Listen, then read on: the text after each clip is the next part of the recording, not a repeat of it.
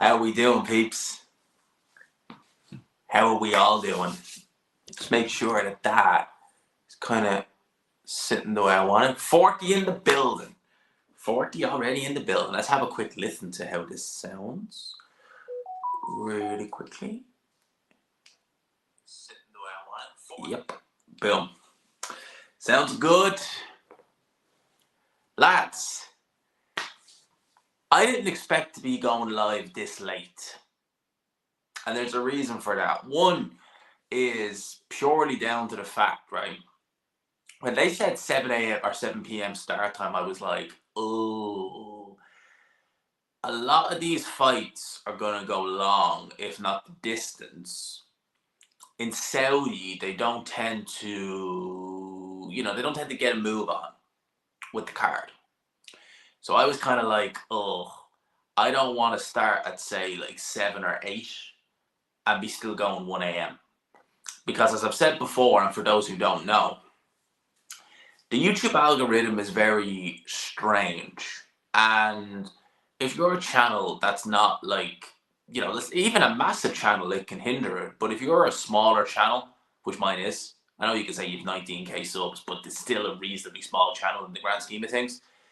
If you go and do a 5 and 6, 7 hour live, you have problems with the algorithm. That's what I'll say there. You're going to have some problems. That's how it looks. You've been watching Talk Sport. Thank God you're here. Yeah, you're going to have problems if you do that. So for me, it was a real case of, okay, let's try and, 3 hours is normally the sweet spot. Normally. You don't really want to go over the 3 hour mark if you can help it. So for me, I reckon with 2 fights, we might even be looking at, I don't even know if we might not even get to 2 hours, which wouldn't be a bad thing. But let's see, G-Man, people who haven't at least tried YouTube can't relate. Yeah. Just get people asking me, why don't you go live earlier? Why don't you do this? And it's like, yeah, that's why. Because you have problems. And because YouTube is not going to recommend a flipping 7 hour live. It's just not going to do that. Whereas a 2 hour live, it'll recommend that. It'll recommend that, no problem. So that's the main reason. In terms of this card, honestly, this has been brilliant. I haven't seen the Hutchinson interview yet. As in, like, what, the one with Boxing King Media or the one he gave post-fight? If that was the one he gave post-fight, yeah, that was funny.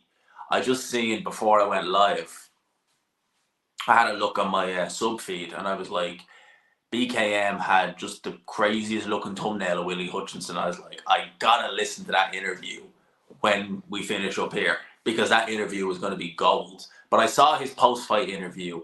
Lads, this has been a trumpet, whatever you want to say it.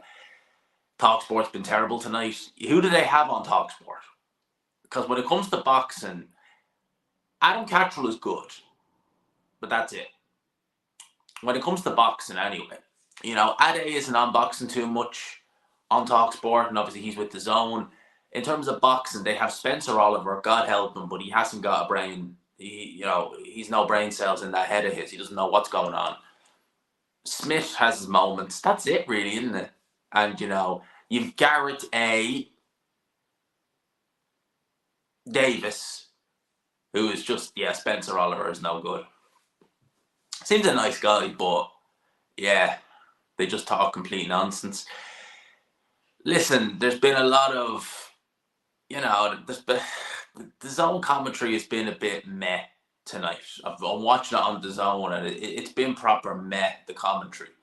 But yeah, Queensberry are absolutely battering Matchroom. And I think, do you know what? At best, Matchroom can get a draw. And even if they get a draw, Frank Warren he'll still be the one turning around saying, well, we might have drawn, but we got more wins. So Frank will still have the bragging rights. Whereas we drew on points, but if it was a who B2, we win. Is a strange Simon Jordan lover. He doesn't go against anything he says. Yeah, listen, Spencer Oliver, I've never understood him, as in like how he gets these gigs. He offers nothing. Like, he literally knows. I remember, and I've always said this, right? And go back and watch it if it's still there. Matchroom did a next gen show. I think it was in the York Hall a couple of years ago. Oh, many years ago now, probably about six years or so. It was one of the early next gen shows, and they basically. I will read that out in a sec, man. Thank you, my friend. I appreciate that very, very much. 40 quid. That's. I don't know what to say, man. Honestly, thank you so much for that. Thank you so much for that. We have a British heavyweight champion, or we have a British champion, British heavyweight champion. Also, Zhang weighs 280. His gas tank should be a little bit better. Yeah, it should be on paper anyway. Should be a little bit better. He was 290. Yeah, I expect Zhang to win. 280 is still not brilliant, but it's still better than what it was. It's going to be hard to get worse than that. Thank you for the 40 quid, by the way. I greatly appreciate that. Every little bit helps, man. Every little bit helps. I'm viewing flats. I mean, I might have a flat paid for this day next week. And I'm looking at one in particular that I really want because it's kind of semi-unfurnished, which is what I want. I don't really want a furnished flat. Because if I get a furnished flat, then I'm gonna have to spend more time moving stuff. Then flipping getting. Basically, if I have an unfurnished flat, I can set up my own little space, which would be brilliant. That's what I want. So I'm looking at a kind of unfurnished flat, and I saw a really nice one next weekend. So let's see. Let's cross everything. In terms of where I was saying about Spencer Oliver. Stratford, up in Stratford, man. I was looking at South London as well, but this one in Stratford just looks good. It looks good. But yeah, Spencer Oliver was at a next gen show and he was doing punditry for Sky. And I remember obviously in those next gen shows, you're talking about, the next gen, they're fighting journeymen, right? For the most part anyway.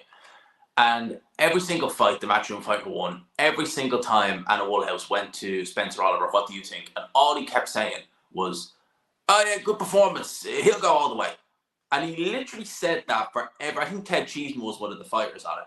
He literally said that every single fight. Oh, he'll go all the way. Oh yeah, good performance. I think he'll go all. He literally added nothing. I just remember thinking, how do you get on commentary? Or how do you get punditry gigs when you literally know nothing about what you're watching and all you can say is, I think he'll go all the way. Did Ted Cheeseman go all the way? Did he in his arse? Apparently he's meant to be coming back. And there's been a lot of things that I got to talk about before this, tomorrow at some point, about what I've been seeing over there in Saudi.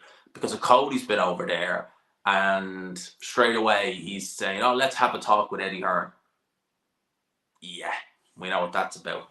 Dubois by KO, Zhang by KO, no filter boxing news. Mate, I agree with you with the Zhang by KO. I agree with you on that one. I don't know. I don't trust Dubois. I don't have trust in Dubois to win that. Now you could prove me wrong and he could win it. I don't know. I just don't have the trust in him. I know some people are adamant like that. Hrgovic, he looks so good. And the one thing I will say, this was the time for Hrgovic to come in lighter, and he's not done it. I think there's only a 2-pound weight difference between them, which is not a lot. But Hrgovic is not he shouldn't be in the 240s.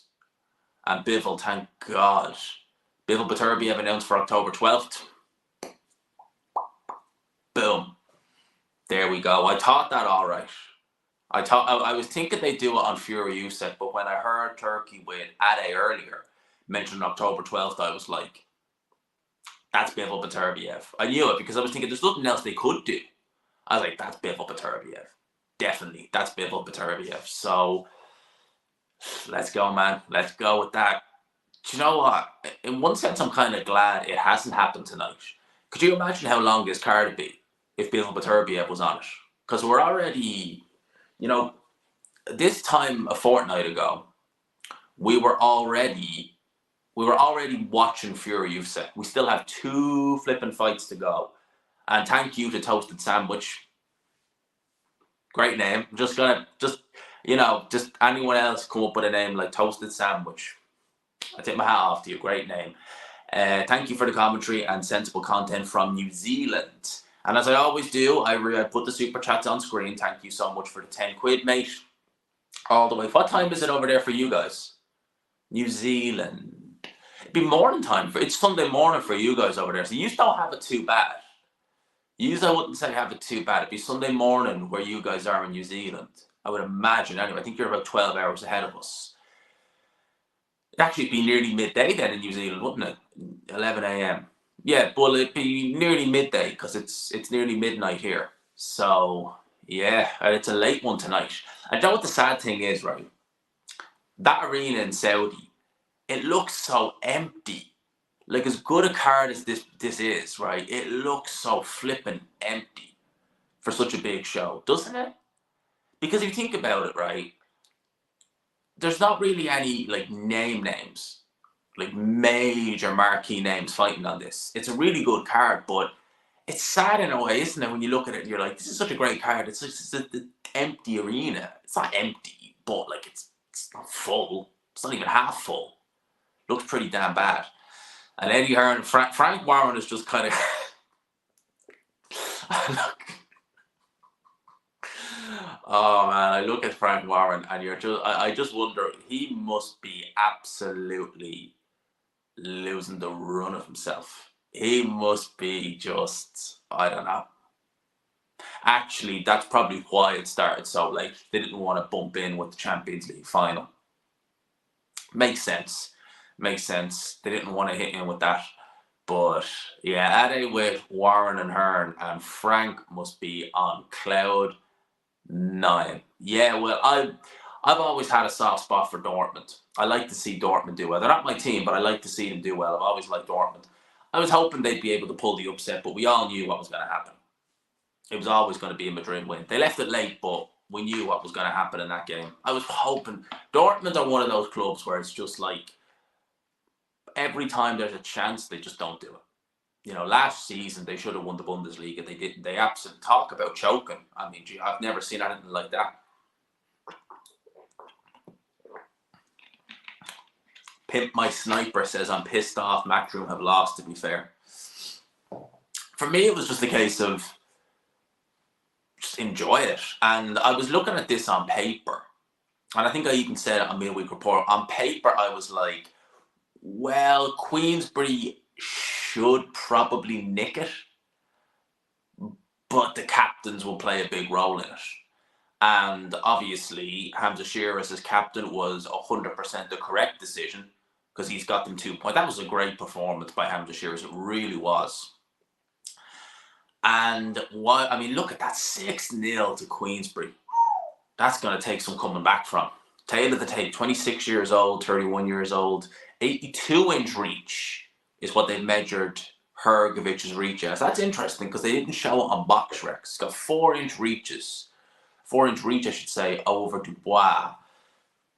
Hrgovic definitely the favourite going into this fight, judging by what I'm seeing here. In fact, nearly 50% think that he's going to win this fight by knockout. Interesting. And more people don't see this fight going the distance. I don't see it going the distance, to be honest with you. I don't. Queensberry supporter all day here. Listen, I've been to a few Matchroom weigh-ins and conferences. I've never been to a full-blown Matchroom show. I've been to many Queensberry, and I've no complaints. I haven't been to any boxer. I will eventually, but you know. But both of them, from what I've seen, have been very good in terms of, like, certainly to media. And yeah, no complaints about either promoter in terms of how they run the company and how it is for, you know, press coming in. It's been fine. It's been A-okay. So I've not really got a horse in the race, to be honest with you. It was just a case of, on paper, when I looked at it, I was like, yeah, Queensberry should nick it, just judging by who I think will win. But as I said, the point system kind of, that's where it gets confusing, because if Matchroom win these next two by knockout, it's a draw. But Queensberry have more wins. You know what I mean? So, like, Queensberry have actually won more fights. Like, Queensberry, if this was just on how many fights you win, Queensberry can't be caught now. Will they play the anthems before Wilder Zhang? They shouldn't, because there's no title on the line. So yeah, in theory, they shouldn't need to. They only really do it if it's a Afro Soul had Ford winning. Yeah, that was a close fight. That's what you see, that right there is what you call a close fight, because I couldn't split them by the end. I actually thought that fight should have really been a draw, but if I had to pick a winner, I would have edged Nicky Ball. I thought there was champions there, or champions reading the question when it came on screen. I thought there was rounds there where Nicky Ball edged, but they could have been swing rounds. For me, it was, I would say out of the two, Nicky Ball probably deserved it a little bit more. Who was a worse champion, Stavern or Martin? Well, Stavern gave better count of himself against Wilder, and he didn't win the title on an injury. They both won vacant titles, but he didn't win his on an injury. So I would say Stavern was the better. Whereas Martin, I mean, although saying that, like, Stavern was somewhat useful before the Wilder fight. He was never going to, you put him, a prime Stavern, in today's heavyweights, so say the division now, he'd turn over some guys. He would. Stavern wasn't terrible. Martin's not terrible either, but prime for prime, if they fought like 2013 Stavern versus 2016 or 20 prime Martin, I'd be picking Stavern to win by knockout. Right? That's what I'd be picking. So Hrgovic about to give his ring walk. We will be commenting on these fights. Do I give Ford a chance at 130 pounds? Yeah, I think he has a very good chance. The only thing I would say is that he's had now back-to-back really tough fights. So, Ariola is adamant that Stavern hit harder than Wilder. Well, he never took Wilder's best shot.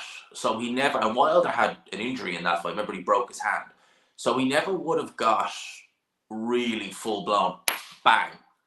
Whereas Stavern is was a serious puncher. You know, don't make no mistake there. He was a serious hitter. So you wouldn't want to give anyone a chance against Stavern. He had serious power. What do I reckon of the 5v5 format? I like it. Don't get me wrong, I do.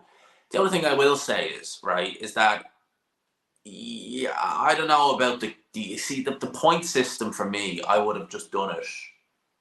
Maybe just win to win, if you know what I mean. Because for me, it's kind of like, well, Warren's won 3 fights, so Eddie Hearn, Eddie Hearn can't match that. But if his next 2 guys win because of the point system and one being a captain, it's a draw. When it's really not, if you know what I mean. Like, Warren's won more fights. So for me, it's kind of like, yeah, there you go. Yeah, I seen a Coley mention that he's a 2-time world champion, or 2-division world champion. 2-weight, yeah. Bridger weight, a weight that pretty much no one recognizes. But there you go. It's like being the IBO champion. Dubois will spam the body. Yeah, look, Don Charles. Dubois certainly seems settled with Don Charles, but I've never been. So, like, Don Charles has never done it for me as a trainer. You know, Chisora kept going back to him for reasons, again, I don't know why. But, like, Charles, when you look at Chisora from years ago, he was never punching correctly at all. And you're kind of like, how have you not learned to punch correctly with this guy? And how has a trainer not had a guy, because Chisora used to slap an awful lot. You've seen him back in the day.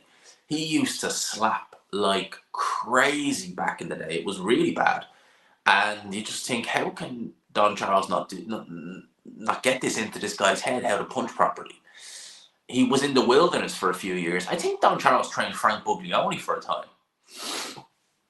And I think that was it then. But yeah, I've never really rated Don Charles as a trainer, but hey, let's go. Let's see. A lot of people aren't high on Hrgovic either. On paper, this really should be 50-50. Yeah, I think it should be 50. We'll see how this goes. I'm looking forward to this fight because I'm convinced Hrgovic wins. a lot of people seem to be in the same page. But then again, saying that, a lot of people are saying that they have Dubois because they just haven't been impressed with Hrgovic, and he's coming in with a good bit of form. So again, it's anyone's guess. It's anyone's guess, I guess. Notice how empty the arena is. Yeah, that's a bit sad for me anyway, because it's such a good show and such a good card. The arena is, yeah, your stream is better than True Geordie's. Way too much shouting on their stream. I was looking at a bit of True Geordie's stream. It was actually pretty good. But yeah, I try not to shout. I try not to. I try and just answer the questions and give it a bit of commentary. But sometimes, especially when it's sudden, you're just like, what? Especially if it's against the run of form where you weren't seeing it. Although saying that, I don't really shout. If I'm watching boxing, like I was with the rest of this card, and loads of stuff is happening, I don't really, ever shout. Like, when Hamza Shearer's, dropped, I just was like, oh. To myself, you're kind of like, oh. I never really shout with boxing. Sometimes, though, unless it's something really shocking, where it's just like, boom, you're like, what? What the F? Then you kind of would. But, yeah. We are in the co-main, lads. Co-main event. And, listen, if these two fights go the way I think it could, we could be done in an hour. Yeah, Hamza Shearer's looked a super freaking middleweight in there. He looked massive. Honestly, that size difference was ridiculous. Lads, we are going to commentate on this fight. Round 1 is about to get underway. Hamza Shearer, so reading the comment there. Daniel Dubois, Filip Hrgovic, round 1. And here we go. Daniel Dubois coming out straight on the jab. Now, Filip Hrgovic, again, I say, there's only a 2 pound or so weight difference. But Dubois is even though he's not the heavier, he is a much, much more thickly set, heavier guy naturally. Hrgovic, when he turned over, he was weighing in around the 220s. In the high 220s, Dubois straight away on the front foot, really looking aggressive here in the first round. And Hrgovic, again, you got to bear in mind, his last fight was against Mark Demori. He knocked out Mark Demori in a round. Mark Demori should never have been in the ring. His last meaningful fight was Dempsey McKeon last summer, and he didn't look amazing in that fight. And then prior to that, it was Zhang, and again, he didn't look amazing in that fight. Daniel Dubois has hung with the likes of Alexander Usyk, even in defeat. Big right hand goes in from Daniel Dubois. Looking aggressive very early on. And one of the things you'll find with Dubois lands a good jab on Filip Hrgovic, just rocks him a little bit. Filip Hrgovic has shown a good chin, lands a right hand on Daniel Dubois. Daniel Dubois moves with it, takes it. Big right hand from Filip Hrgovic. Lands in on Dubois. Dubois has been one wanting in the heart department. We've seen that before. When times get tough, he tends to be found wanting. How will he react in this fight? Because Hrgovic is accurate. And you're seeing the accuracy early on. That jab is landed on Daniel Dubois. Dubois is coming out aggressive, but he's not focusing enough on defense. Hrgovic is landing. But both guys swing and both guys miss uppercut. Little short uppercut goes in from Filip Hrgovic, picking his shots very well in here early on against Daniel Dubois, actually.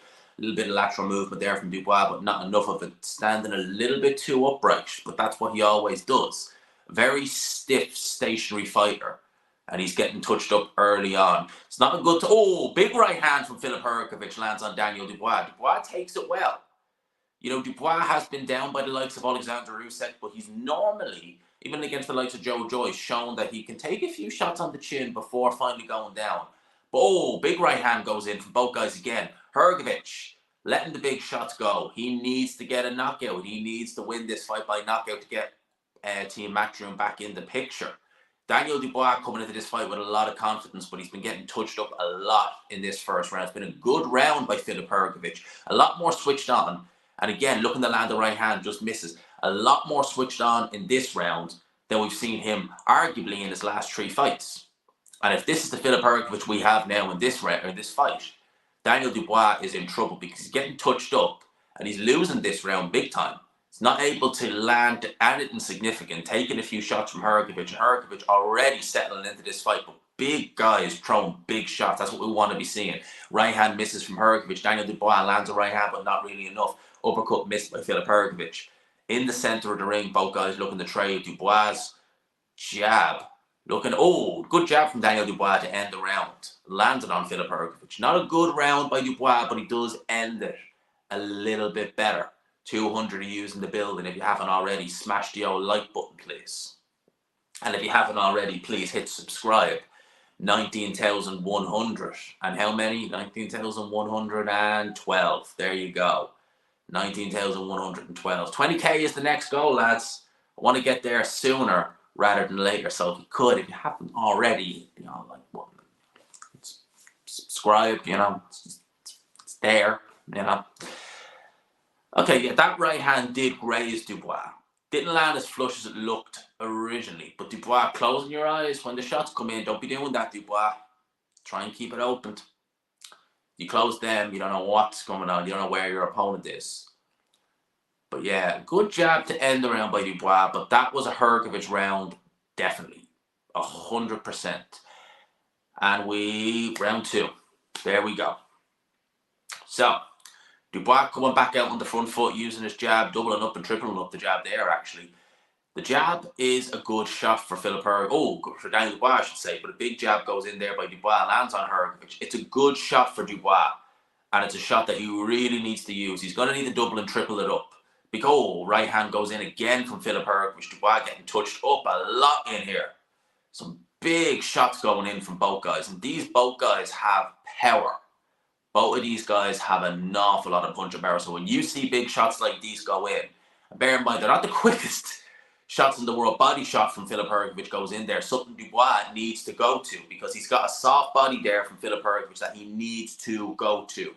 Matchroom need a KO win, it says on the feed there, because even if they win this fight on points, that means that they cannot mathematically win this show or win this 5v5. And it has been all Hrgovic, right hand straight through the guard. No head movement from Dubois whatsoever. Hrgovic, oh, and another right hand goes through. Body shot attack from Daniel Dubois. Taking too many right hands. Taking too many shots. Jab again from Filip Hrgovic. All this confidence that he had from that Jarrell Miller fight is going to go straight out the window from what's happening right here. Filip Hrgovic can't miss in there against Daniel Dubois. It looks like the eye is starting to close already from Daniel Dubois. Is that the same right eye that was... Oh, looked hurt by that jab there as well. Little buckle of the knees. Hrgovic in his element, in the zone here. But does walk into a jab. Just stiffens the legs of Filip Hrgovic ever so slightly. Daniel Dubois, big right hand goes in from Dubois. But only just rocks Hrgovic back ever so slightly. Hrgovic still in control. He has the reach advantage and he's using it. He's keeping Dubois on the end of his punches. And Dubois is just not able to get by that jab. When Hrgovic lets those big shots go from a long range. And again, look what he does there. Has an open target at the body, but chooses to go headhunting instead. It's not going to work. Oh, but a big right hand does go in from Dubois there. Doesn't even move Hrgovic. Another right hand from Dubois. Better stuff from Daniel Dubois. Moving the head, avoiding some of Hrgovic's shots. Hrgovic again, right hand goes in on Daniel Dubois, but some better work towards the back end of this round from Daniel Dubois. 34 seconds to go in the round. And Hrgovic, as someone says in the chat, solid chin. One of the most sturdiest chins in the heavyweight division. Only been down once in his career, and that shouldn't have been called a knockdown. Been in there with big punchers. And he's taken those shots absolutely no problem whatsoever. So Daniel Dubois, oh, but a good body attack by Dubois. Nice double jab body attack as well. Goes in, lands on Hrgovic. Big left hook by Dubois to end the round. Both guys clinch. Round should be over, which it is. Should have been over, but it's not, and it is now. So actually, that went from a round that started out very bad for Daniel Dubois. He might have actually nicked that with the good work. There's blood from the nose. It's a cut under the eye of Filip Hrgovic. He's not been exactly Pernell Whitaker in there himself. I know Dubois has been easy to hit, but it's not as if Filip Hrgovic has been Pernell Whitaker in there. 2-zip. You could have it 1-1 or you could have a 2-zip, either or. I would say that's a 2-zip Hrgovic, but I wouldn't argue if you gave it to Dubois. Let's have a look at this. Big right hand lands just on the top of the head of Daniel Dubois, but Daniel Dubois retaliates. As the further that round went on, the more Please don't get cut. Oh yeah, well if he gets cut and wins, that's the Joshua fight potentially gone, because he'll need time to recover. Lovely jab from Dubois to end the round. Round 3 underway. Here we go. Daniel Dubois will have a bit of confidence how he ended that round. He touched Hrgovic up a plenty in there and coming out aggressive in round number 3. And both these heavyweights, these are both swinging and setting the pace early. Be very surprised if they can actually carry this pace up for the full duration of the 12. I'd be very surprised if we actually see this fight even go 12 rounds, to be 100% honest with you. One of these heavyweights is going to end up touching the deck at some point.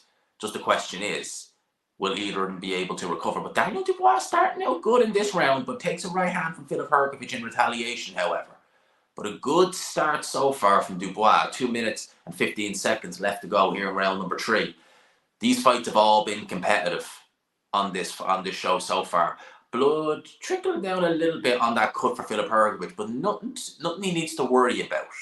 Mr. Dubois takes a big jab from Daniel Dubois there, as Filip Hrgovic. Hands are a little bit low. They're up a bit higher for Dubois. And Hrgovic, want to be careful with that. Again, nearly walked into a big shot there from Daniel Dubois. Again, has a very, very good chin, does Filip Hrgovic, but he doesn't want to give Daniel Dubois, who is a big puncher in his own right, a free hit. Dubois looks very dangerous, but Hrgovic is just such a big, imposing character himself. And he's got the reach advantage. Oh, but he walked into a big left hand there. Standing a bit too upright. Walked onto a shot there. This is... Both these guys are letting big shots go.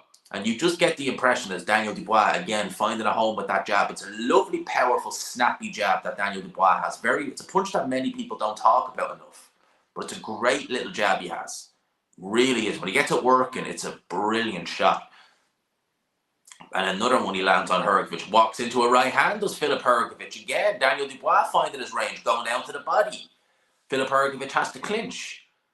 Daniel Dubois, as bad as the first round started, he's getting back into this fight now. And he's actually finding a home for some of the shots here. Right hand again lands by Dubois. Oh, but he takes a right hand then in retaliation from Filip Hrgovic. Both these guys taking plenty of big shots. But Hrgovic is not the cool with another right hand. Not the quickest heavyweight you'll ever see. Saying that, nor is Daniel Dubois. But I just wonder, oh, another right hand, Daniel Dubois, no head movement whatsoever. Too upright, too stationary. Dubois trying to just move with these shots, but he's not quick enough to get out of the way. Filip Hrgovic landing the shots. Both guys clinch with 20 seconds to go in the round again. Commentary on YouTube. Yeah, that's what we do. But Daniel Dubois, a bit of good movement there. Gets inside, 10 seconds to go in round number 3. I would edge this round in favour of Dubois ever so slightly. Ever so slightly. But again, competitive. He's not getting tagged up as much as he was in the first 2 rounds. But this is he's taking a lot of shots, Dubois, in there. He definitely is. And again, you're going to have an accumulative effect there. 100%, there's no doubt in my mind that's what's going to happen. And if that is the case, Dubois has been the one who's been found wanted in the past. If that's the case, then he is going to find himself in a spot of bother sooner rather than later. Let's just see what Boxing on Element is saying. These are back and forth. Yeah. Hatman's even saying it in the Element group there that this is back and forth. And it really is in many ways. When you look at the fight, you plug that in. Because that's the social media aspect. 20k tonight, I doubt it. I'd love 20k tonight, but man, I need another 800 and something, 90 odd subs. Ain't gonna happen tonight. Lads, round number 4 is underway. There we go. Okay.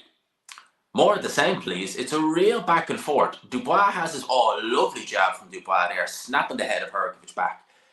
Dubois has his moments, and then Hrgovic has his moments. Oh, but a big jab there goes in from Daniel Dubois, finding his range with that. Actually getting a bit more confidence there is Daniel Dubois. Snapping the head of Filip Hrgovic back. Back at Hrgovic up to the ropes, but Daniel Dubois, you're wasting shots. You were never going to hit him. He was out of range. He was moved all the way to the side. Don't be throwing shots if you know you're not going to hit him. You're just going to waste energy. This is a 12-rounder. It's not like Big Farmer Miller where it was a 10-rounder. You have an extra 6 minutes to go. So you need to conserve energy. Don't waste shots. Pick your shots very carefully against this man. because this guy can punch Filip Hrgovic, as can you, Dubois. But Filip Hrgovic has a lot of blood flowing down now from that. Oh, is there another cut there? Or is it just the one? Filip Hrgovic actually fallen very short with those right hands. Nowhere near Daniel Dubois. But popping out a short little jab, but Dubois, nice combination, snapping and piercing the guard of Filip Hrgovic as both guys clinch with 1:50 to go in the 4th round. Very much a back and forth fight. How much, if both these guys are thinking of fighting in September, is this fight going to take out? Oh, but a big right hand goes in by Filip Hrgovic. Just grazes Daniel Dubois, but he's felt it. He definitely would have felt that. Doesn't want to be letting Filip Hrgovic land too many of them. Misses with a right hand, looks to land, follow up with a left hook, misses. Dubois with the head movement and back on his bike, moving around the ring, looking to establish a jab. Actually was able to avoid a shot there from Filip Hrgovic. Needs to pick those punches very well. And when he misses with shots like that, Filip Hrgovic, you need to be in a position to counter because he's fallen short. He's coming over his lead foot with that head. He's actually fallen into these shots at some point. Daniel Dubois needs to be in a position to counter those because he's giving you a lovely jab from Dubois again, snapping the head back to Filip Hrgovic. But again, swinging wildly and missing. Absolutely nowhere near the target. 50 seconds to go here in round number 4. Nowhere near the target. The jab is looking good from Daniel Dubois, but he needs to sort out his right hand. The right hand, oh, he takes a right hand from Hrgovic. A deep breath there from Daniel Dubois. But that cut is looking bad of Filip Hrgovic. His eye is starting to get very bloody now. Dubois lands a little right hand. Oh, big uppercut from Dubois as well, but takes a jab in retaliation. That eye, which is badly cut by Hrgovic, if Dubois needs any motivation to keep going, that's going to be it. You can see you've got a wounded man in front of you, and he has a target now to aim at as well in that cut. Hrgovic just feinting Dubois. It's probably the first feint I've seen from either guy all fight. Missing wildly. Another great jab by Daniel Dubois. Very good. Oh, another one. Snapping the head back to Filip Hrgovic. And this is all going against Hrgovic for the judges. Although Hrgovic is having a success, they're going to see these shots coming in from Dubois. And let's have a look at this eye. This does not look like... That eye looks cut bad. Oh, it's right in between the kind of bridge of the nose. He's lucky it's not flowing into the eye. That won't flow into the eye. But, oh, it's bleeding quite a bit now. Better have a good cut man in the corner. Yeah. Commentary sold something on the zone, G-Man money. Yeah, I'm better, man. I'm better than Costello. What can I say? What can I say? What can I say? I see some people in the chat have a 2-zip. I can't really disagree with that. It's a very back and forth, ebb and flow fight. And again, if this goes to points, which I don't think it will, but there's a potential it will. If it goes to points, Eddie Hearn is done. Even if he wins, he cannot win this show. So he is going to be hoping and praying for a Filip Hrgovic knockout. And if Daniel Dubois can get a knockout, I mean, well, there you go. I mean, just the Frank Warren. Frank Warren's already looking 10 years younger. Round 4-5 is underway, by the way. 2 minutes and 45 gone in the round. Frank Warren's already looking 10 years younger. He's going to look 20 years younger if Daniel Dubois wins this fight, because then it's pretty much, well, it's 4-zip. Oh, a lovely right hand goes in from Dubois. Backs Hrgovic up into the ropes. It's not really the most sophisticated. Yeah, I don't agree with Chris Mannix often. Very seldom do I agree with Chris Mannix, but I do agree with his scorecard. He has 2 rounds apiece. First 2 to Hrgovic, last 2 to Dubois. I agree wholeheartedly with that. Dubois moving a bit more around the ring, actually. On his bike a little bit and jabbing. He's having success with the jab. He is landing that more cleanly than he's landing any other shot against Hrgovic. And he's putting it, see what he's doing there? He's actually going down to the chest. He's actually going down to the chest of Filip Hrgovic, which, again, they're scoring shots. It's setting Hrgovic a little bit off balance. So it means that if he's having to kind of like fall short with some of his shots if he's going. And again, it's just points in the bag for Daniel Dubois. Nice little combination he's landing there. And again, Hrgovic, he's not been in big right hand from Hrgovic goes in. But he's not been in a fight like this since the Zhang fight. And Zhang's stamina is horrendous. Forget about it. It's terrible. If he's not able to, Filip Hrgovic could potentially actually blow himself out in this fight. Because Dubois, I think, can let's see, I think he might be able to keep going. When you see now, he'll get dropped now next shot. But he is finding a home for that jab. The Dubois jab is a lot more consistent than the Hrgovic jab. Hrgovic just seems to be looking to try and set up big power shots, whereas Dubois seems content with just using that jab as a punch, rangefinder for one, but it's a scoring shot. He's scoring rounds. He's getting rounds to the bank with that jab. He's busting up Filip Hrgovic's face. Look at it there. It will set up more shots, but he just needs to be patient and he needs to just get settled. Because that right hand, when he's letting it go, it's all over the shop. It's missing wildly. But the jab is on point. Although that right hand nearly landed on the button there for Daniel Dubois, who we know has a lot of punching power in both hands. Nice left hook from Dubois. It's good work again. That was low. That was low. 100%. Referee, have a word with him over that. Yeah. Have you learned nothing from Alexander Usyk? But 20 seconds to go in round number 5. Neither guy has touched down yet, which, considering how many big shots have gone in, is quite incredible. Oh, big right hand from Hrgovic. Dubois retaliate. Man, these guys letting it go all here. They ain't playing. Holy crap. You know, we love the heavyweights on here, and this has been good fun. Both guys letting the shots go. That's such a sad sight, how empty that arena is. Look at the stand. It's like there's nothing there from like the front row to the back. There's just nothing. That's a sad sight because this show has been electric so far. It's been flipping electric. What are we looking at here? 3-2 Hrgovic. Okay. Dubois using his head. Dubois said against Usyk he was going to fight dirty. And there was a few times where you would say, yeah, he did. And people were surprised when a blow went in that was low. And the guy said before he was going to fight dirty. That was a lovely right hand Filip Hrgovic landed. Really, really on the button. Dubois, though, to his credit, taking these shots quite well. Let's have a look at that right hand again. Boom. But Dubois retaliates from a lot of these shots. And again, Hrgovic needs to win this fight by knockout. If he doesn't win it by knockout, well then, Matchroom, they ain't winning. Late one tonight. Yeah, it's going to be a 2 a.m. job, I reckon.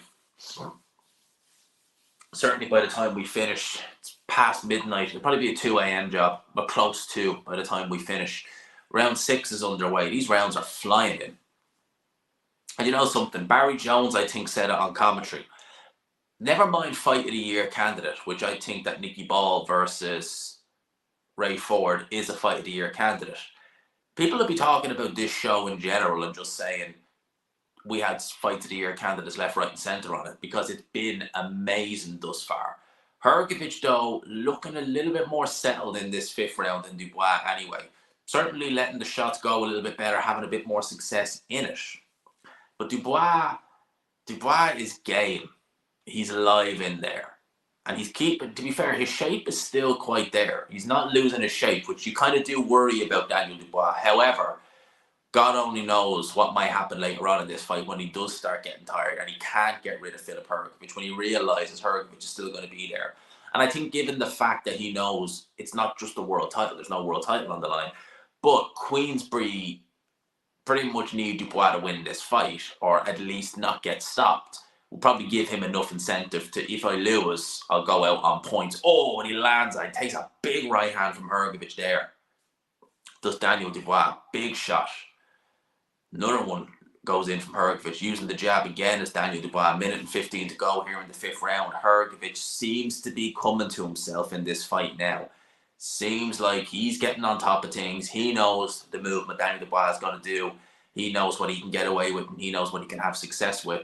With a minute to go in round number 6, Hrgovic seemingly in control. But as we've seen in this fight so far, it's been evident flowing left and right. 1 minute it's Hrgovic, next minute it's Dubois. Like there, Hrgovic missing with some shots. Dubois lands a good jab. If I was in Dubois' corner, I'd be saying, for the love of God, go to his body. Go to his body, because you're headhunting too much. His body is there to be taken, to be there to be hit. You know, and it's a soft body too. You need to go to it. Dubois not doing that. He's looking too much for headshots. There's no reason why he can't double jab to the head and chuck in the right hand to the body. There's no reason why he can't do that.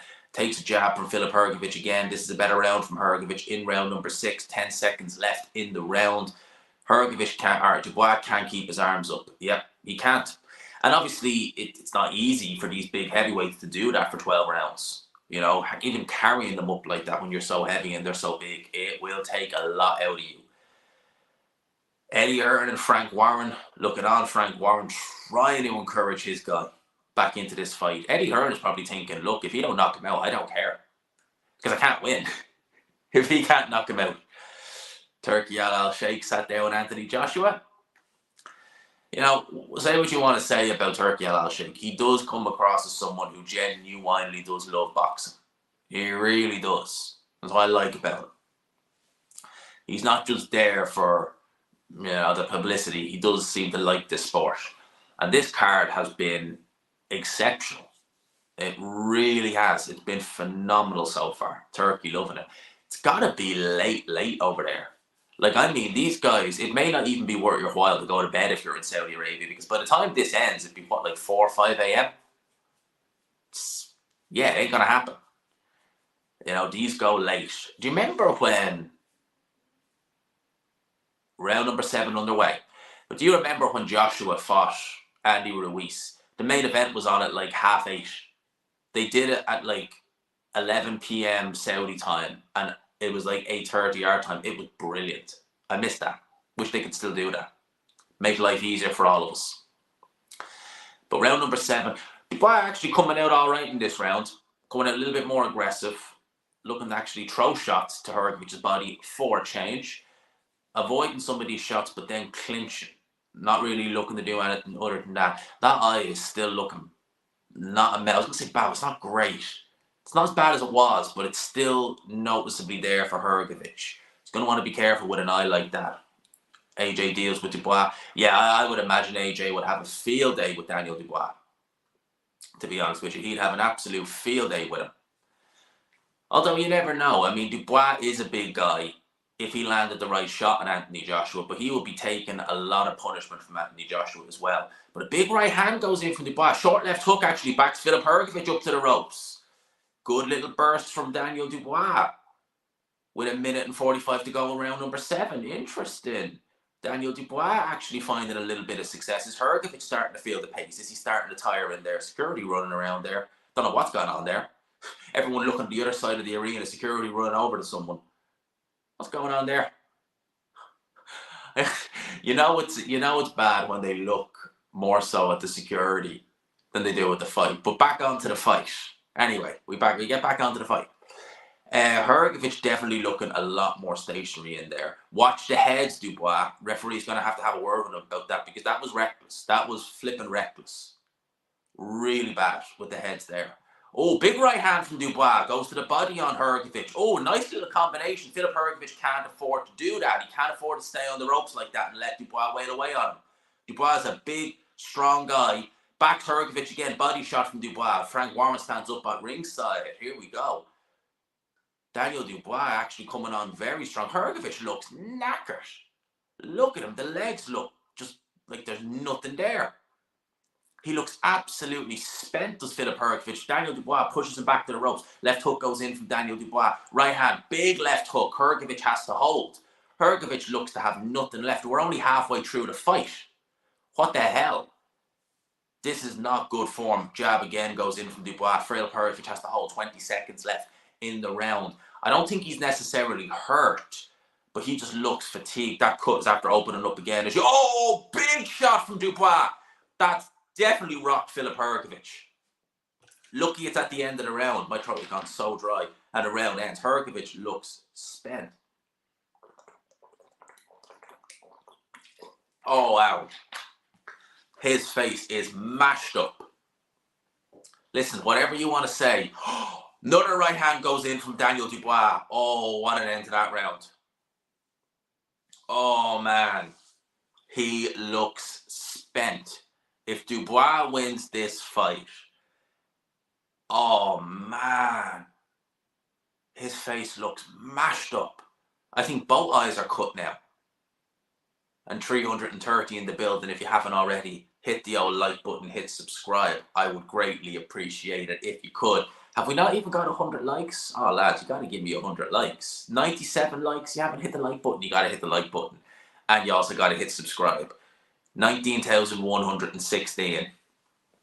Let's try and see what we can do by the end of this.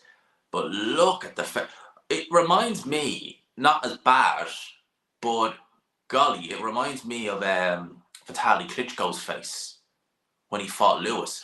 That's horrific. That's absolutely horrific.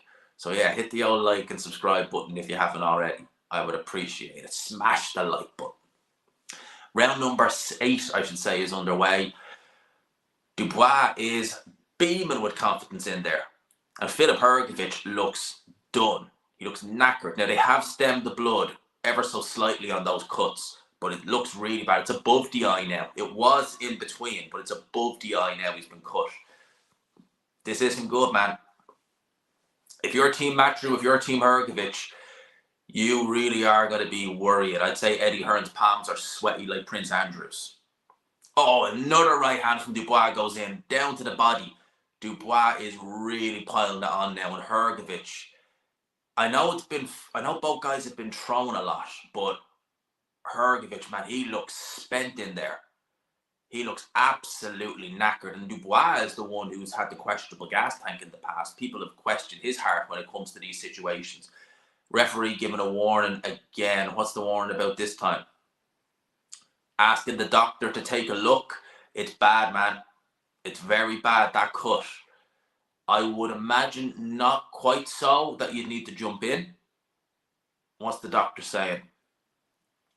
What is the doctor saying? Oh, he's waved it off.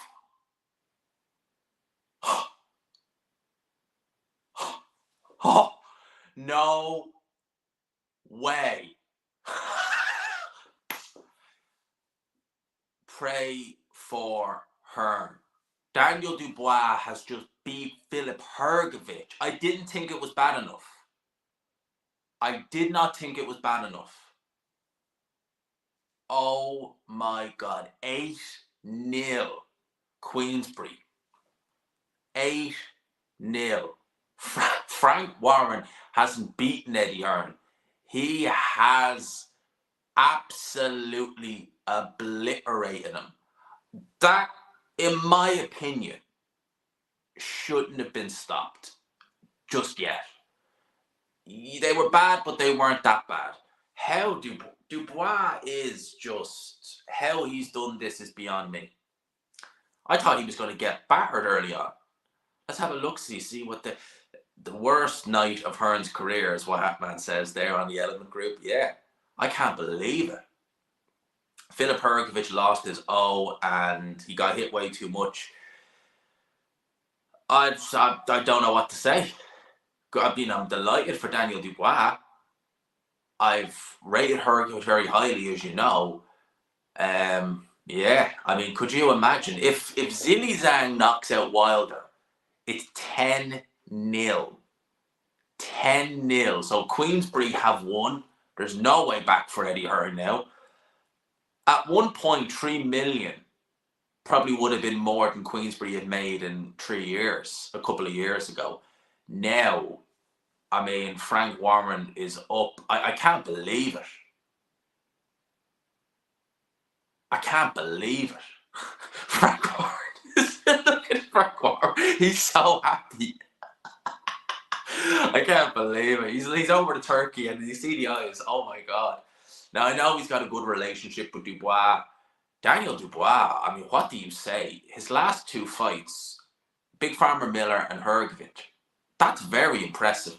Respect Eddie Hearn acknowledging Frank Warren. I'd say that must... I can't believe it. You see Francis. Is that Francis or George? I think it's Francis in the background with a big... like that. Oh, man. I can't believe that.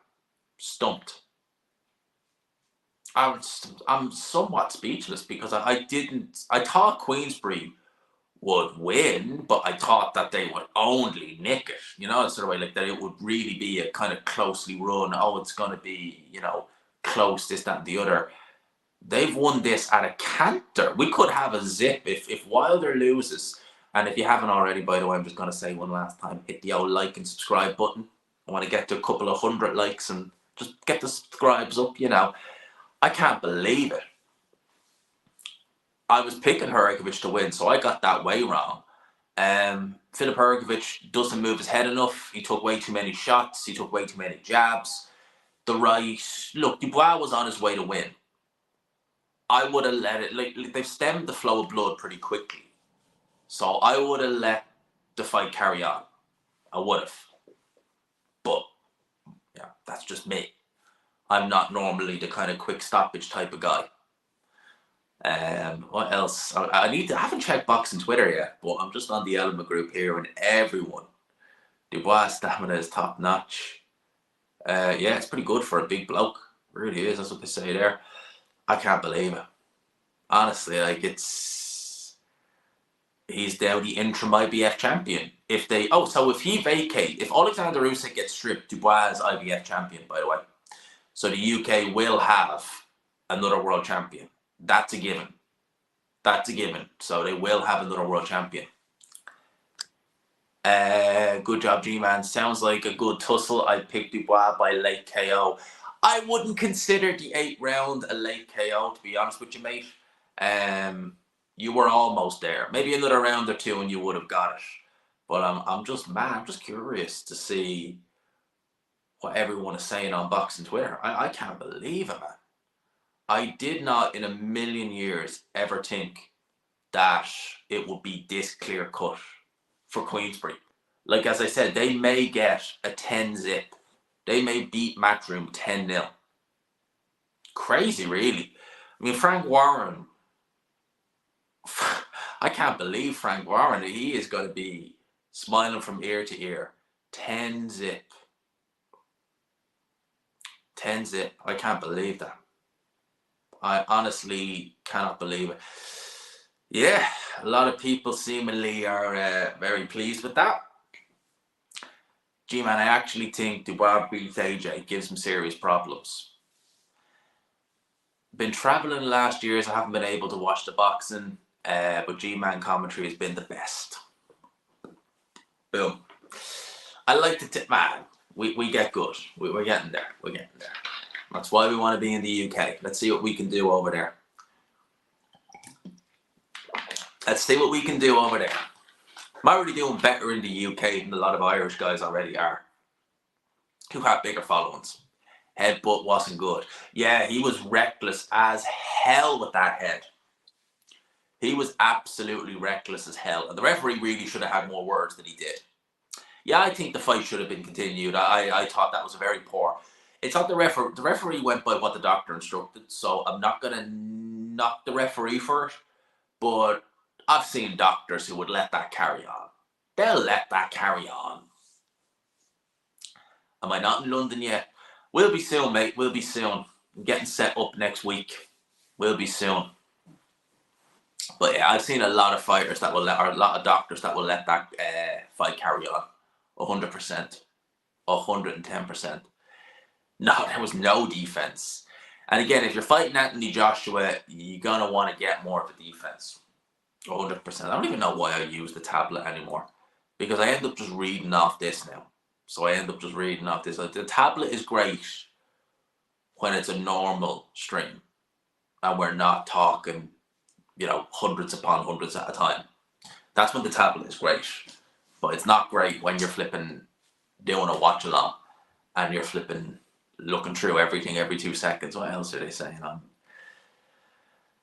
can't believe boxing is boxing's something else, man. I just can't get over the fact that Warren hasn't just beaten Eddie Hearn. He has absolutely just if Wilder loses, then it's 10-0. If Zhang stops Wilder, it's 10-zip. Queensberry win. Queensberry boxing. Whether you like Frank Warren or you don't like him, I have my own opinion on Frank Warren. This is a man who, in 2016, was doing Box Nation. He had a very limited stable of fighters. Didn't have Tyson Fury. Billy Joe was one of his only world champions, along with Liam Smith. I think they were his only two. Zalani Tete might have been champion. But that was it. And then he went to BT Sport, as it was at the time. Had a couple more names, got Carl Frampton on board. Was able to get Tyson Fury. Had Yard and Dubois coming up, which was good. So we had a nice little stable coming together, but it was nothing that could rival the likes of Eddie Hearn. Because Eddie Hearn was on Sky. There was no boxer. It was Matchroom UK only at the time. And he was putting Warren to shame. It was simple as that. He was putting Warren to shame. A lot of Warren's fighters left. 2020 happened and he was doing it behind closed doors. They were making a loss. It was not looking good for Queensberry. Now, they are like, Queensberry are Turkey Al Sheikh's guys. You know, they are. They've absolutely decimated Eddie Hearn. It's not even like, it could be a rout. Could be a rout on this. They've decimated Matchroom stable. So much so that you kind of feel for Eddie Hearn, because you're like, I didn't think they'd win, but I didn't think it would be this. It could be a clean sweep for Frank Warren, which is, honestly, that's incredible. I wouldn't have thought that. And his stable is looking good. The future for Queensberry is looking strong. He's got some great talent. With the Olympic cycle, which is going to happen in the summer, I would imagine that for a lot of those guys turning pro, because a lot of them will be from the GB squad, they are going to be looking, their first choice is going to be Queensberry. Where before it might have been Eddie Hearn, might have been Ben Shalom, because that's Sky were in the early days. Now it's just going to be, Queensberry. Queensberry is where you go if you want to get on the Saudi shows. They do great shows in the UK. And it just seems like Queensberry are in probably the best time of their career. As a whole, the promotional company, things are just going. Everything Warren touches at this stage seems to just be turning to gold. Yeah, that's where the cut happened. It was a big left hook by Dubois, 100%. That was legit caused by a punch, but Philip Hrgovic, what do you do? I still don't think the referee or the doctor should have stopped the fight. I don't agree with that stoppage. But look at Frank Warren. Look how happy he is. I can't believe it's been. Look at he's so happy. 3 million quid is 3 million quid. 3 million quid is life-changing money. Queensberry supremacy. Matchroom casuals learning a harsh lesson tonight. I wouldn't, Eddie Hearn's stable is still good. Don't get me wrong, it's still very good. Yeah, Frank Warren has just celebrated his 40th birthday tonight. I think he's taken 3 decades off his age. It's crazy. Probably the best night of Frank Warren's whole career. And they've still got 1 fight left to go. Eddie Hearn still has a good stable of fighters. He definitely does. He absolutely does. But I'm wondering, I've seen Outmatch Boxing, shout out to him. He said in the Elephant Group, and I think he said it kind of jokingly with a bit of satire behind it. But it's true if you think about it, that Eddie Hearn has spent more time focusing on getting the likes of Maya Jama. I know that didn't last, but Maya Jama on the zone and getting his friends on the zone and this, that, and the other. And it's like, are you not focusing on your guys, like your stable of fighters? I mean, if you think about it like this, you've got the likes of Sonny Edwards, who will, any Matchroom fighter, they're great. Darren Barker, any Matchroom fighter, they're great. Bell, you've got all these guys who champion your fighters, but they're championing fighters who are not really amazing. Some are all right, but they're not amazing. And instead of spending all your money getting a commentary team to just say how great your fighters are, why don't you, actually get fighters that you don't need people to complain about? Because people complain so much about the commentary on the zone, they're being pro the zone. Well, they have to, because a lot of them probably aren't necessarily good enough to get by without having that one-sided commentary. Whereas you look at Frank Warren, you know, you ask Eddie Hearn, even before they were on good terms, he looks at Nicky Ball and is like, I want him. I know he's with Frank Warren, but I want Nicky Ball. And Nicky Ball's a great fighter. He's had patience with Willie Hutchinson. It's paid off very well. Daniel Dubois, again. And Hamza Shearis, he took a chance on Hamza Shearis, and, well, look what he's done. And you want to go back to even the Usyk Fury card. Anthony Kakache took a chance on him. He goes and beats one of Frank's or one of Eddie's guys. And it's been literally, I mean, if you want to say, like, the last, they had Frank versus Eddie in Kakache versus Cordina. So that's 5 in a row now, if you think about it like that. It's already 5 in a row, Queensberry versus Matchroom. It's been not good for Eddie Hearn. I think Eddie Hearn is like, get me out of Saudi for this show. It's been ridiculously inflated. I've liked what I've seen tonight, but it's just been, yeah, this case by Frank Warren. This has been, yeah, Wilder Zhang next. And because it's not a title fight, they'll probably speed this one up. They'll probably just speed this one up. It's been, yeah, Wilder training backstage. What gloves is he using? Grant. Wilder versus Zhang. I can't believe we're likely going to get Dubois versus Anthony Joshua next. And Dubois may likely get elevated to full champion. What do you think of that? What do you say about that, huh? Man. This card has been fun. It has genuinely been fun. It genuinely has been. I just can't believe Frank Warren is 8-zip up on Eddie Hearn. I just can't believe that. 8-0. 2 wins by points, 2 wins by knockout. 8-zip. Nothing Wilder could, doesn't matter what he does. If he wins, he isn't beaten. It's unbelievable. Look at this. Warren's comeback. This is what someone wrote in the Element group. Warren's comeback has been crazy. In 2017, he was doing Boy Jones Jr. headlining at leisure centres. Yes, I remember that. I remember that completely. He had to sign the likes of Nathaniel Wilson, who was the half-son of Chris Eubank Sr., who was awful, and promoting him highly in the cards. He was signing Harley Ben because he couldn't have anybody else.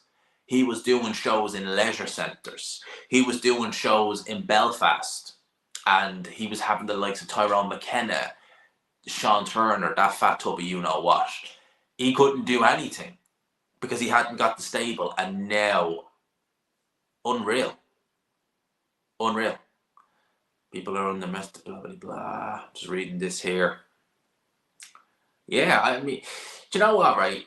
I'm reading a comment here from Hatman. He says, people are underestimating how much of an asset his youth is for Dubois. He was able to fight at a pace AJ could never fight at and take shots AJ could never take. That's very true. That's actually very true. AJ could never fight Hrgovic at that pace. And Dubois took some good shots in there. If he puts it on Joshua, look, I'd be picking Joshua, but yeah, you know, that's an interesting one. That's actually an interesting one. That's an interesting one. So yeah, Wilder versus Zhang is next. I thought I'd be doing a 2+ hour live, whereas I'm only going to be, oh my God. Go and look up the picture Jamie just put up on his community tab. And yeah, that pretty much sums it up, doesn't it? Frank Warren smiling from ear to ear. And by the way, 350 in the building. If you haven't already, please do consider hitting the like button and hitting subscribe as well. I always ask that, but you know, I like seeing the subs go up. We've 19,123. If I can get even close to 19,050 by the end of this, I will be so happy. And you know what it is as well, and thank you Lone Wolf Boxing for the £5. I appreciate that. I picked Richards by KO, so did I. Ball, UD. Well, I said points, so UD, yeah. Williams TKO. No, I got Hamza Shearis. Got that spot on. Hrgovic TKO. You and me both. I can officially say I know nothing about boxing. Keep the great work. Mate, I got them wrong as well. I got Richards wrong. I got this wrong. So I only got 2 wrong. I'm not doing too bad. So I'm 2 for 2. I got Ball and Shearis. I got Richards wrong. And I got Hrgovic wrong. I'm going with Zhang. It all rides on Zhang in the main event. G-Man, do a member, but you call a coffee, I'll chip in. I've been thinking of doing something like that, but I want to give something out. Like, I don't want to do like a members or a Patreon if I'm not giving something to someone, if you know what I mean. So I want to do something. I'm just trying to think of what I can do, what I can give, what I can offer before doing that. Frank looking 20 years younger than he did 10 years ago. He's come a long way. I'm going to do a video on Frank Warren tomorrow at some point. Because it really, whether you like him or dislike him, it really is remarkable, isn't it, really? And where he was, again, 2017, we forget. Boy Jones Jr., no disrespect to Boy Jones Jr., but he was area level. Putting the likes of him, what was the guy's name? There was so many obscure fighters he had back in the day. And there was just, like, he looked like a spent force, like he was going nowhere. And he's able to come through all that to this. And all the back and forth he's had with Eddie Hearn. I mean, this really is a rout. This is a rout, what Frank Warren's done here tonight. And he has the stable to do it. He genuinely has the stable to do it. It's incredible, really. He is the stable of fighters to do it. And where he was years ago, it's incredible, really. You know, he does those Friday fight nights in the York Hall. And he sells them as kind of just, you know, a Friday fight night. That's it. It's just a Friday fight night for boxing, this, that, and the other. You know, just to see up and coming talent and some good scraps too. And back in the day, they were the only fights he could do. He'd do them on Saturday fight night because he couldn't do anything else and he'd nothing else. Now he has the Magnificent Sevens. He has these shows. It's crazy. And he has given Eddie Hearn an absolute shellacking. It genuinely is. It's incredible, really, when you look at it. And I can't wait I'm going to do a video, obviously, on Frank Warren. I'm going to do a video I have to do a post-fight review, which I will do for Dubois versus, Proper on the Zone is a ledge. I love seeing that. It's actually crazy, like, but he deserves it, man. He's done a lot of good work. He's literally came from nowhere. And 116k subs, it's incredible, man. It's incredible. And listen, I'm lucky enough. I've been on his channel. He had me on the podcast before. Gone for a drink with him. We went for drinks together after the press conference for this very show.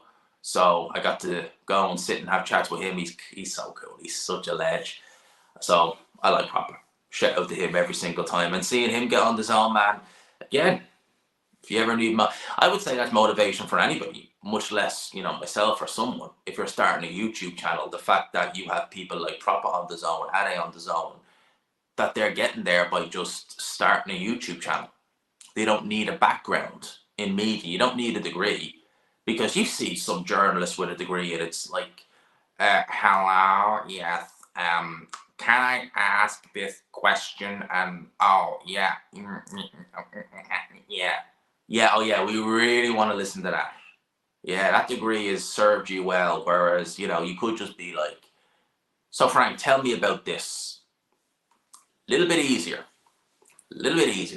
How many rounds this lasting? I'm reckoning it's lasted about 6 rounds. Thereabouts.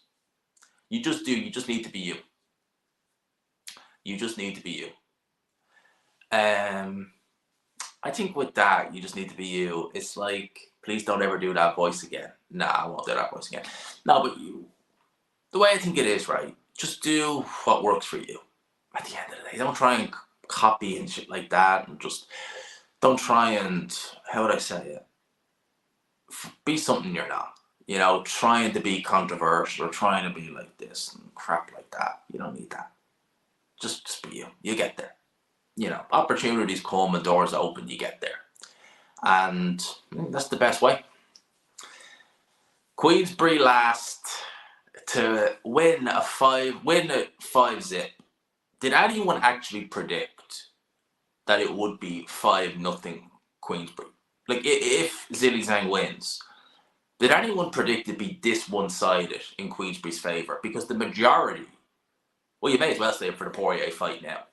I'm just probably gonna go bed after this. As in, once I get the videos out and ready for tomorrow, I'm probably just gonna go bed. But honestly, did anyone predict? Nope. Did anyone predict either promoter really coming out on top like this? You know, I thought that Queensberry should win it slightly, and it would depend on, you know, how the captains go. But this has just been a rout. You know, a lot of people with high education come from wealthy families, private education / homeschool, so probably have crap social skills. Yeah, well, some of the most educated people I've met, I mean, social skills are just, and again, people who've come from like really wealthy families, you know, around that I've met, where it's just like, wow, you know, to say they have poor social skills is an understatement. I mean, some of them have gone really off the rails, and they've had the best of the best. You know, I went to school, primary school, with a whole family of kids, but it was 4 boys, and like these would be on Hearn's level in terms of wealth, like rich, and every single one of them has had problems with, you know, substance, and it's like, why does that happen? And I just think it is poor social skills with a lot of them. You're right. Look, you can be from the wealthiest background and be the most social person in the world. It's not everyone, but some people, you can be from the best background and you can F it all up. You think Hrgovic was overhyped? I was very high on Hrgovic, as many of you will know. I don't know what's happened. One has multiple degrees and is a professor. I didn't catch that or read the rest of that. And is a professor in Melbury. How do you say that? Yeah, the amount of people I've known who've gone and got degrees, and one, they don't do anything with them, and second of all, they're absolutely, like, honestly, like they haven't a hand to scratch their you know what with. They really do. They haven't a hand to scratch their absolute you know what with. And it's funny when you say that person's an idiot when they clearly are, and you people say, "Oh, you can't say they're an idiot. Why can't I say they're an idiot? They got a degree in English and they can barely speak the language."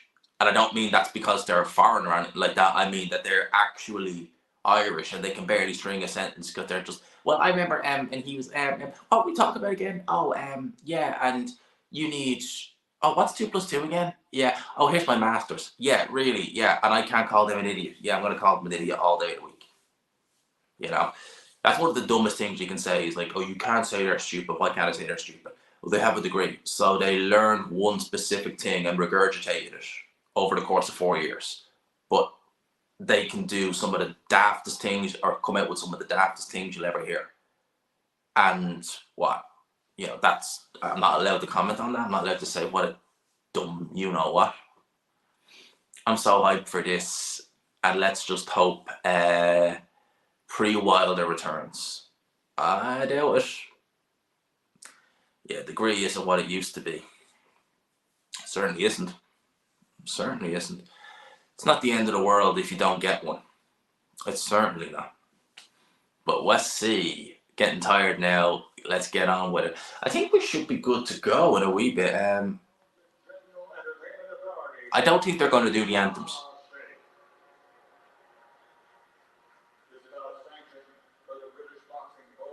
Yeah, they're definitely not going to do the anthems. And there's no reason for them to do the anthems.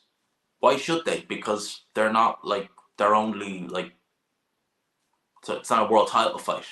I don't like the anthems myself. I really don't like them. I'm just kind of like, no, why do we need the anthems? They used to do them at the start of fights. Yeah. Deontay Wilder would lose just to spite her.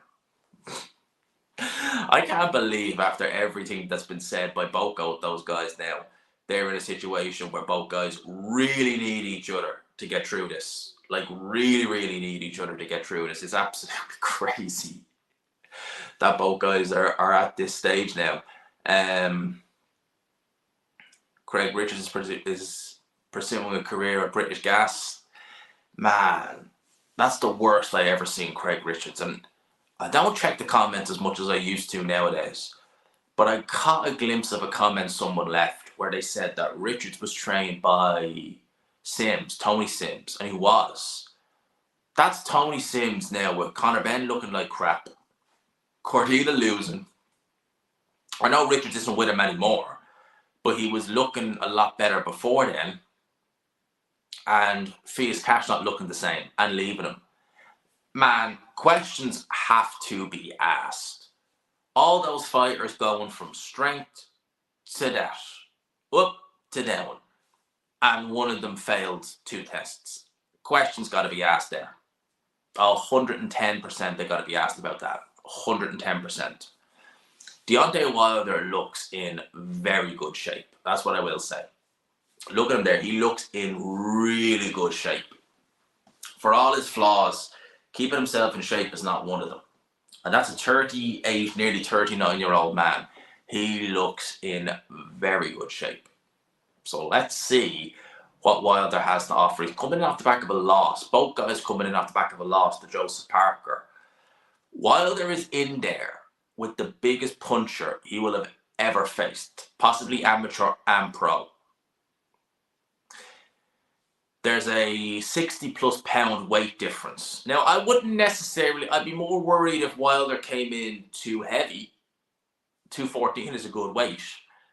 But, yeah, this is going to be, I'm buzzing. I'm looking forward to this, lads. But they're getting the instructions. This has knockout written all over it. This has knockout written all over it. Let's go. What time is it? It's 1 a.m. Well, it's 10 past 1. Didn't even realise the time. This could be the last roll of the dice for both guys. We are going to have fun with this. 8-zip Queensberry. This to just salvage a bit of Matchroom's pride. Round 1 is underway. Wilder with the jab straight away. How will he react to the southpaw stance? In the past, he's just allowed himself to get outboxed. Zhang is a massive, look at the size difference between the two. Wilder moving, just probing with that jab, which he always did in his prime, just leaves it out, ready to let that right hand go.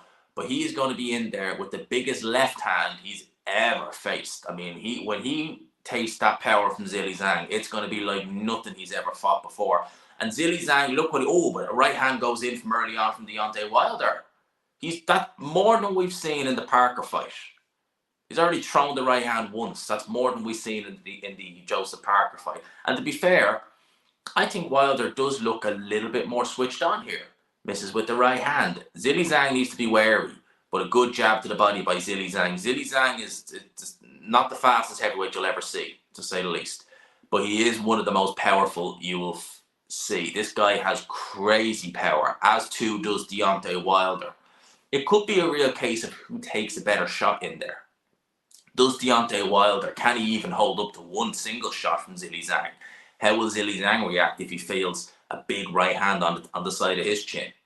Because Wilder with that right hand has absolutely decimated opponents. First real left hand from Zhang goes in there. It lands on Deontay Wilder's body. Does back him up though. Right hand goes in by Deontay Wilder again. Throwing it more. Oh, another right hand goes in by Deontay Wilder. Throwing it more so than we've seen in the Parker fight more frequently. Maybe he knows this could be the end of things and I want a Joshua fight. Right jab from Zhang goes in. Hasn't really thrown the left hand to the head as of yet. Wilder just probing away with that jab, just looking for the opening to land that right hand. Shouldn't really be trying to do that when he's on the back foot on the ropes like that. Will take some of the sting away from it. Zhang misses Wilder straight away with the left hand there. Joshua would make short work of Deontay Wilder. This version, yeah. If they fought in peak for peak, I always would have fancied Deontay Wilder to win that fight. But Zhilei Zhang still looks like he's carrying a good bit of timber there. But he is lighter than he was last time around, so his stamina should be, in theory, better. But he nearly takes a big right hand from Deontay Wilder there. Wilder looking a lot more accurate with the right hand than he was in the past, as Zhilei Zhang just leans on the back of his head. 25 seconds to go in the first round. Zhilei Zhang not really letting the left hand go as yet, but when he does, Wilder will know all about it. But Deontay Wilder has come close with the right hand a few times in this first round. It's not been a bad start from Deontay Wilder, to be fair. I was worried, but he's actually letting the shots go. Has he found some of that old fighter back? And maybe when he hurts Zhilei Zhang, if he hurts Zhilei Zhang, will the old fire come into Deontay Wilder? Will that be the moment where he's like, I'm back, and boom? Because if that Wilder, when he hurts someone, one of the best finishers in boxing, in his peak anyway, one of the best finishers in boxing, bar none. 330 in the building, by the way. If you haven't already, please hit subscribe, hit the like button as well. I'd like to try and get to 200 likes by the end of this, if we could. We're only one like off 200. Come on, it's not like I like it. It's not like I like it. And if you haven't already, do please consider just a touch hitting subscribe. I greatly appreciate that. Think this might go the difference. Yeah, Wilder on the back foot is just look at his footwork. That is not footwork you would teach. If you'd someone in the gym for the first time and they did that, you'd say, just don't do that. Don't do that. Wilder, his footwork is abysmal, even on the back foot, but look, he's been WBC champ, he's made millions. He can power like that with Deontay Wilder and athleticism can take you a long way in the heavyweight division. If you were like that with a big right hand, primitive, look at that footwork, it's horrific. Look how wide that stance is. Oh, big right hand goes in by Deontay Wilder there. And another one lands on Zhilei Zhang. Here we go. Oh, Bomb Squad seemingly coming back. Left hand goes into Wilder's body. Hasn't thrown one to the head as of yet, has Zhilei Zhang. But we are actually seeing some shots go in from Deontay Wilder, which is more. Oh, big shots go in from Zhilei Zhang. Wilder backed up in the corner. Zhilei Zhang letting the shots go. Both guys letting the big shots go. Thought Wilder was in trouble there at one stage, but he retaliates with some right hands. 2 minutes to go. Uppercut goes in from Deontay Wilder. Zhilei Zhang wants to. Oh, big left hand goes in from Zhilei Zhang. Wilder felt that. Wilder definitely felt that. Took it up in a shell. Oh, wow. There we're going. Now we're seeing the fight get a bit of fire. Wilder needed to be careful there because I think and wonder is he feeling the effect of that, because he just kind of had a look in his eyes there when he got hit with that left hand to the body. It was like, oh, Wilder didn't like that. Because big right hand misses from Deontay Wilder, but Zhang backs him up again the ropes. More shots go in. Big body shots by Zhilei Zhang. Wilder feeling it. But he gets a warning from the ref. Shouldn't be pulling the head down like that. Definitely not. Minute and 20 to go in the second round. Wilder's facial expression doesn't look good there. I don't like that. He has that kind of... The last time I seen him with a look like that was actually in the Fury rematch. Because I think he was realising, oh, crap. I've got nothing to keep this guy off with, because I can't get that right hand to work. I'm not able to land it. And this guy, Tyson Fury, if he thought Fury hit hard, that's nothing compared to what he's in there with. Wilder's, but a right hand goes in. Doesn't land flush though on Zhilei Zhang. Wilder's only hope really is that he basically gets tired, Zhilei Zhang, that he expends too much. Oh, right hook almost lands. Wilder hits the chest as if to say, that didn't even hurt me. But yeah, Zhilei Zhang, left hand goes in again. Right hook goes in from Zhilei Zhang on Deontay Wilder. This has been a horrible round for Deontay Wilder. There's still 20 seconds to go. But as it was in the Joseph Parker fight, started off very good, did Zhilei Zhang, faded unbelievably poorly. I mean, that was unbelievable how bad he faded. And if he fades against Deontay Wilder, who is a much better puncher than Joseph Parker, how will he react? The round looks like it's going to end because Wilder is just probing in the corner. But that was a bad round for Deontay Wilder. Yeah, Zhang has some of the worst stamina you'll see in the heavyweight division. You'll see in boxing. I think in terms of top heavyweights, he may very well have the worst. It's absolutely abysmal. I've never seen anything as bad as his. But god damn, that man can punch. He can punch with the best of them. It's going to be interesting to see the highlights of this round, because up close it's kind of hard to see, but it looked like Zhang was getting through with a couple of left hands. Let's go, Zhang. Yeah, he looks to be getting into this fight. He really does. I'd like to see, because they aren't showing them, some replays of the shots that went in. They're just showing Malik Scott in the corner with Deontay Wilder. Deontay Wilder now is up off his stool, as is Zhilei Zhang. Round 3 is about to get underway. We're going into round number 3 just there. So round number 3 has just started. Deontay Wilder, Zhilei Zhang. Deontay Wilder started off the first round, nothing really happened. Second round, he took some big shots from Zhilei Zhang. So Zhilei Zhang has got to be confident going into this third round that if he can just land, stop him moving and land that left hand, he'll have success. Right hand to the body from Deontay Wilder. That's what he needs to do. He needs to hit Zhilei Zhang anywhere he can get it. Because that right hand is devastating, as we know. The right hand is devastating whenever he lets it go, if he can land it.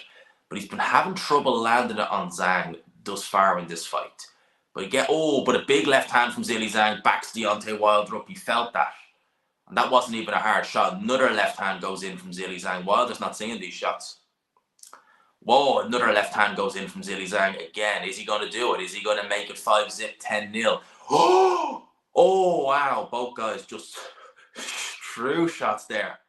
I didn't know who was going to come off the worst there. Both the fans at ringside are like, there's a knockout coming.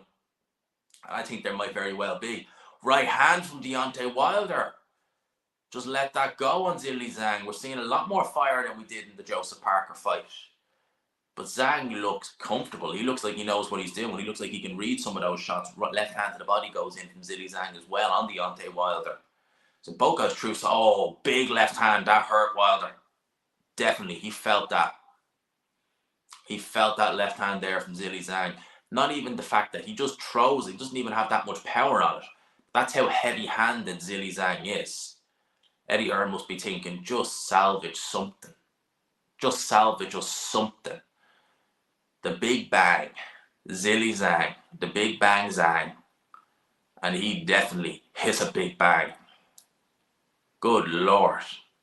And when you've two big punchers like this, every single exchange, you're just sat there like, huh? Who's going to come out? What's going to happen? Unreal. 50 seconds to go here in round number 3. And again, I'm favouring Zhilei Zhang. I'm liking the work by him. I think he's already stunned Deontay Wilder a few times, and certainly in this round he has. And Wilder just can't seem to get that right hand working for him. Can't seem to find the range. He's throwing it a lot more. He has a cock looking to set it up.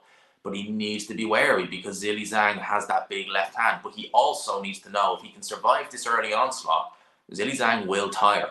But a right hand goes in from Zhilei Zhang. Wilder takes it. 20 seconds to go here in round number 3. And Zhilei Zhang, again, left hand goes in. He backs Deontay Wilder right up to the ropes. Wilder very wary about that left hand. He knows there's a lot of power behind that shot. And he knows that if he takes it, it could be in big trouble. Big, big trouble. As round number 3 comes to an end. Round number 3 comes to an end. Lads, it's been fun so far. But I'd like to see a couple of the clips from that round, if they can see. Because both guys threw. It looked like they both threw at the same time. And Wilder kind of backed right the way up. When you say you have a 3-zip, it would have to be to Zhilei Zhang, surely. You could give Wilder a case for round number 1, but that's about it. Everything else has been Zhilei Zhang. He is all heart. He definitely is.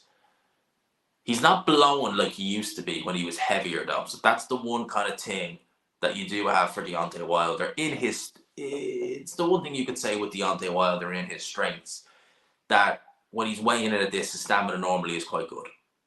As we get ready for round number 4, just underway. So Zhilei Zhang definitely winning the early rounds. Definitely doing more of what he wants to do. Wilder just cannot seem to find that right hand. We seem to be saying that a lot now. Is it not that he is, against Parker, he just wouldn't let it go. In this fight, he's been letting it go a lot more. Is it just that he's more worried about what's coming back this time around? Potentially could be what it is. You were blessed with something to back him up. He was blessed with a big right hand. He's not using it. Oh, but he does there. But just only partially lands on Zhilei Zhang. And didn't have... Oh, Wilder. Oh, wow. Thought he was falling into the ropes there for a sec there. I knew a shot didn't go in, but the way he backed up into the ropes, it looked like he was falling into them. The referee wouldn't have called it a knockdown. No way. But it did. Oh, right hand. There you go. Letting the right hand go was Deontay Wilder. Actually trying to let the shots go. Another one almost lands on Zhilei Zhang, blocked with the glove.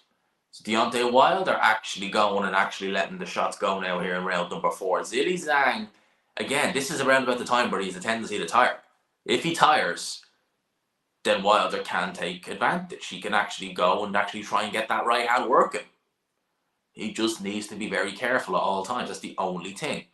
Wilder, again, that footwork on the back foot is just, it's non-existent. Look at it. And he needs to see, if Wilder had better footwork, he could actually use his feet and get around, get out of the corner there where he's in it. But he doesn't. And he's never been taught it, unfortunately. Because again, if he did, he might not be able to. Zhilei Zhang is cutting that ring off well. Right or left hand goes in by Zhilei Zhang. Wilder's footwork is just so bad. All he knows is just back up, stay, hold, stay, try and move. He's not able to get out of the way with his feet. And you can use your footwork to get out of the corner. Not able to do it. And that jab he's using, he's not even jabbing with it. It's just holding that left hand out, hoping that you can read what the opponent is doing, hoping to blind them for that left hand or for that right hand. Zhilei Zhang knows all too well what that is. You're not going to be able to offset him with that. And he is getting closer and closer and closer, but cannot actually get that left hand working. 30 seconds to go in the fourth. It's been a very dull round, this one. Not much going on. Now, I did say when this fight was announced that you could run the risk of it being a bit of a stinker, because both guys are such big punchers that neither guy really wants to commit to anything.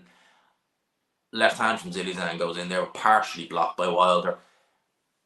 We're kind of seeing a little bit of that here, I think. Both guys, they are committing to shots. Zhilei Zhang throws a big left hand there, but not a great deal. It's certainly not Dubois Hrgovic. Certainly isn't that, as round 4 comes to an end. Round 4 comes to an end.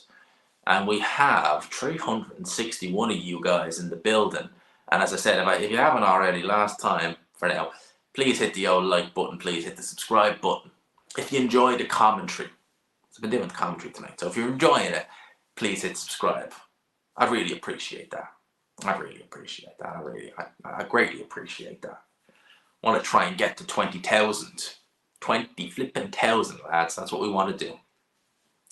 I want to try and get to 20,000. So round 4 is... And you know what's weird? They haven't really shown... Yeah, tonight's game shows why Usyk is number 1. They haven't shown any of the highlights from the actual round, where some of the shots Wilder's thrown, some of the shots Zhang is thrown. Not really showing any of that. What time is it now? It's nearly 1:30. Time flies, doesn't it? So, round number 5 is underway. And again, more of the same. Wilder's not actually jabbing. You cannot class that as a jab. It's not a jab. He's just holding that left hand out. He's not even jabbing with it. It's just trying to keep Zhilei Zhang off him, trying to set up the right hand. Zhilei Zhang knows all too well, misses with a right hand there, but that actually had some power. It's one of the few right hands that you really turn his body into there. Oh, big right hand goes in by Wilder. Zhang takes it. And now we're seeing a bit of the... Oh, another right hand goes in. Big shot goes in from Deontay Wilder. Now we're starting to see a bit of the old bronze bomber. Where has this guy been? Where have you been, Deontay Wilder? We haven't seen you since 2021. And this is the Deontay Wilder I used to stay up till 3 or 4 o'clock in the morning waiting to watch. But he takes a left hand off Zhilei Zhang. That's the first real time we've seen Deontay Wilder in the last few years really actually windmill. And I know that's Not a good thing, but that means he's actually trying. Means he's actually seriously trying. Production value ain't exactly HBO. You'll never get as good as HBO was. That was brilliant. HBO was the GOAT of boxing. They were brilliant. I miss HBO. Jim Lampley, Howard Letterman, R.I.P. Howard Letterman, Larry Merchant, they were the best. Manny Stewart, George Foreman, Roy Jones. We're in round number 5. We have 1:30 to go. I think Wilder is semi-stunned Zhilei Zhang in this round. Oh, wow. Oh, wow. That was, yeah. Oh, he's not getting up from that. He's not getting up from that. Referee is out of count. Referee, you got to let him carry on. You got to let him carry on. No, Zhilei Zhang stops Deontay Wilder with one right hook. Lads, 5-0, 5-zip. Was that stoppage? Could Wilder have carried on? Could he have carried on? Potentially. He wasn't out cold. He lost himself. He takes a big right hook and he's counted out. Let's have a look on the replay. They'll have to show a replay. Man, Zhilei Zhang is back. He knocks out Deontay Wilder. Oh, that was bad. Look at Deontay Wilder's face. It's really cut underneath it. That's the 4th loss of Wilder's career. That's got to be it. That's got to be it now for Deontay Wilder, which is, again, I've always spoken, as a person, I've not much time for Wilder, but I've always been a fan of his. I've always been a fan of watching him. And it's sad to see him go out. I didn't believe Wilder when he said he was back. We've seen a little bit more of it, but, man, Zhilei Zhang, man, I want to see this knockout. Look at that, 10-0 Queensberry. I can't believe, if you had said to me on April 15th at the press conference, everyone sitting on the Matchroom table would lose, I'd laugh at you. I'd say some are going to lose, but some are going to win. They've all lost. Frank Warren has obliterated Eddie Hearn. He has absolutely... Let's have a look at this, right? Let's have a look at this, right? So, Wilder takes a left hand. Man, protect yourself at all times, man. Protect yourself at all times. You can't do that. You cannot do that. Let's have a look-see. Takes a left hook, a right hook. Is hurt by that. Protect yourself at all times, man. Boom. No real sympathy for that one. Protect yourself at all times. Takes a right hook. Look at that counter. Lovely right hook. Wilder staggered. Zhilei Zhang needs no second invitation. Protect yourself at all times. Down he goes. Frank Warren has just turned 30 years old today. He has obliterated Eddie Hearn. It's not even been close. Unreal. Oh, man. That was a big right hook. I'm surprised Wilder got up, to be fair. That was a big shot. That was a really, really big shot. Zhilei Zhang is back, lads. Zhilei Zhang is back. The big bang is back with a bang. There you go. So, I will leave it. I'm going to leave you all for tonight. I'll chat to you. I'll do a live tomorrow. Time for you to sleep. I've got videos to record. But, and yes, Wilder was brilliant. We love Wilder in his career, but that's got to be it. I'm going to leave it there. I hope you enjoyed the live. If you haven't already, hit subscribe and hit the like button. Lads, I'm going to do a post-fight review to this and to Daniel Dubois, and then I will bid you a farewell. We will chat tomorrow for some Fallout videos, of course. And lads, I'll leave it there. Thank you to everyone who locked in. It's been a late one tonight. We still have work to do on our end, but I hope you all enjoyed it. 5-0, 10-0. Queensberry have obliterated Matchroom. What can I say? I'll leave it there, people. Smash the like button on the way in or on the way out. Peace out, lads. All the best.